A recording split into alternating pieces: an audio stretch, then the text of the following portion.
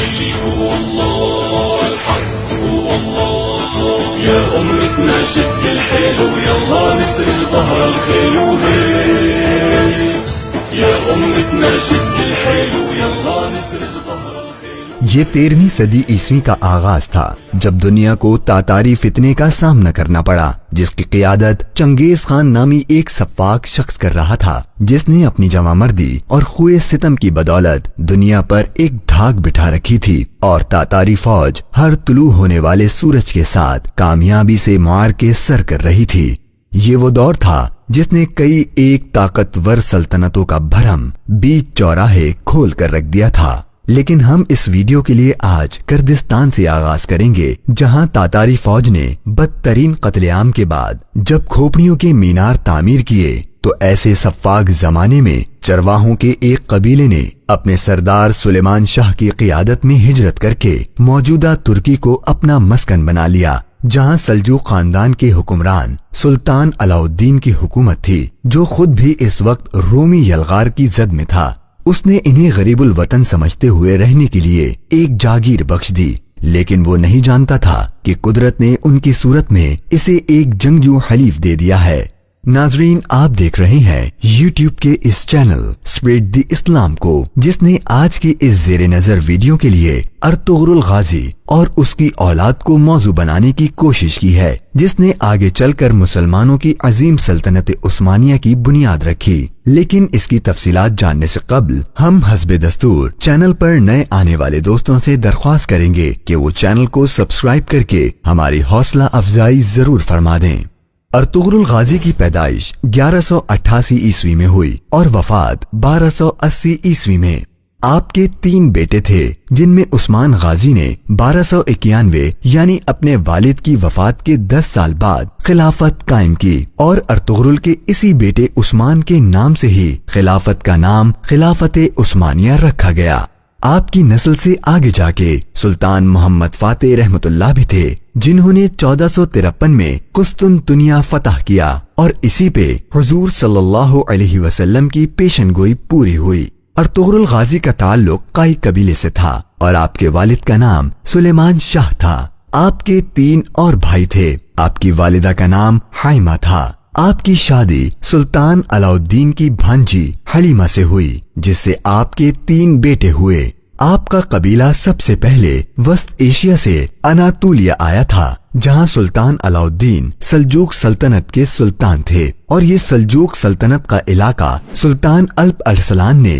1071 میں باز نتینوں کو یعنی جنگ ملازکرد میں عبرت ناک شکست دے کر فتح کیا تھا۔ کتب تواریخ کے مطابق جب آپ اپنے 400 جنگجوؤں کے ساتھ اناطولیہ جا رہے تھے تو وہاں انہوں نے دیکھا کہ 2 فوجیں آپس میں لڑ رہی ہیں۔ ایک فوج جیت رہی تھی اور دوسری فوج شکست کھانے کے قریب پہنچ چکی تھی۔ ارطغرل نے اس وقت اپنے ساتھیوں کے ساتھ شکست خوردہ فوج کا ساتھ دیا۔ ارطغرل نے شکست خوردہ فوج کا ساتھ محض اپنی اس فطرت کی وجہ سے دیا کہ وہ کمزوروں اور مظلوموں کا ساتھ دینا فرض سمجھتے تھے۔ انہوں نے یہ جاننے کی کوشش نہیں کی کہ یہ فوج کون سی ہے اور اس کے بدلے کیا انعام ملے گا۔ ارطغرل کے حملے کے بعد جیتی ہوئی فوج شکست سے 2-4 ہو گئی، اور جو فوج ہار رہی تھی وہ جیت گئی۔ اس طرح جنگ کا پانسا بدل گیا۔ ارطغرل نے جس فوج کا ساتھ دیا تھا وہ سلجوق سلطنت کی فوج تھی، اور سامنے منگولوں کی فوج تھی۔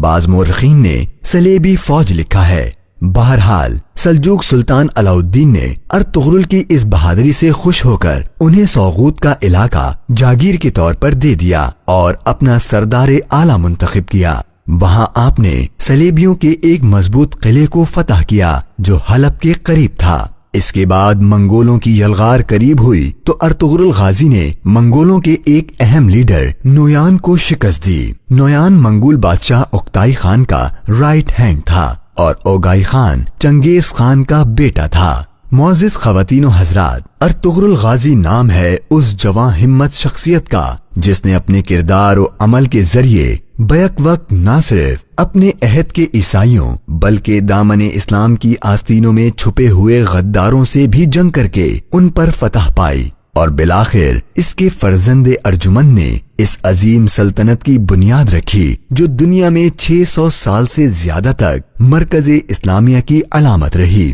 ناظرین، یہ وہ عہد تھا جب سلجوق سلطنت کا عہد شباب اب عالم پیری سے گزر رہا تھا اور مختلف صوبے اپنی آزادی کا اعلان کر چکے تھے، لیکن کائی قبیلے کے اس سردار ارطغرل غازی کے خون میں جو خوئے وفاداری تھی وہ ہر آزمائش میں قائم رہی، اور اس نے کبھی بھی اپنے محسن سلطان علاؤالدین سے بغاوت کا گناہ نہ کیا۔ یہی وہ دن تھے جب 1258 میں ہلاکو خان نے خلافت بغدادیہ پر حملہ کر کے اس کو تہس نہس کر دیا، جس کی بدولت عالم اسلام کی مرکزیت ختم ہو کر رہ گئی۔ لیکن فطرت کی چالیں اپنی اور جداگانہ ہوتی ہیں، سو اسی سال اللہ نے ارطغرل کے گھر اس کے صاحبزادے عثمان کی شکل میں ایک نئی روح بھیجی، جس نے اپنی اوائل عمری میں ہی یہ محسوس کر لیا تھا کہ مسلمان ہر گزرتے دن کے ساتھ زوال آشنا ہو رہے ہیں۔ وہ جان چکا تھا کہ سلطنت سلجوق صدیوں کے سفر اور رومیوں سے جنگ کے بعد کمزور ہو چکی تھی،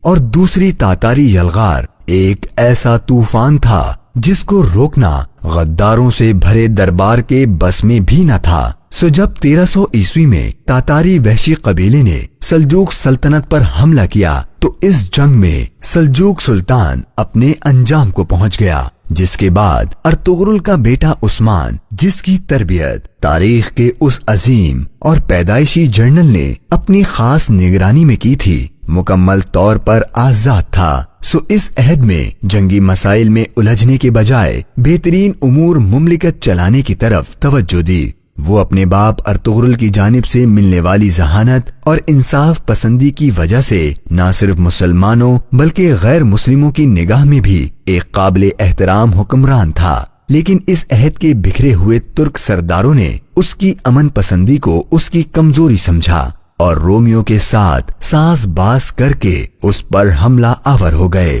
لیکن انہیں جب بعد میں عثمان کے ہاتھوں پے در پے شکستوں کا سامنا کرنا پڑا تو انہیں یہ احساس ہوا کہ یہ ان کی سب سے بڑی بھول تھی، اور اب ایک ایک کر کے سب قلعہ جات ان کے ہاتھوں سے نکل رہے تھے، جو کل کی سلطنت عثمانیہ کا ایک باوقار آغاز ثابت ہوئے۔ اور پھر چشم فلک نے وہ وقت بھی دیکھا جب قسطنطنیہ یعنی موجودہ استنبول پر بھی پرچم اسلام لہرانے لگا، اور اب عیسائیوں کو اس بات کا یقین ہو چکا تھا کہ وہ اکیلے کبھی بھی اس مرد مجاہد کا مقابلہ نہیں کر سکتے، تو انہوں نے اپنی ہزیمت کا بدلہ چکانے کے لیے تاتاریوں سے مدد مانگی، جس پہ ارطغرل کے اس عظیم بیٹے نے اپنے جواں سال صاحبزادے اور خان، جو کہ ولی عہد کا منصب رکھتا تھا، اس کے مقابلے کے لیے بھیجا۔ اور یہ تاریخ اسلام کا ایک روشن باب ہے کہ اور خان نے چنگیز خان کی اولاد کو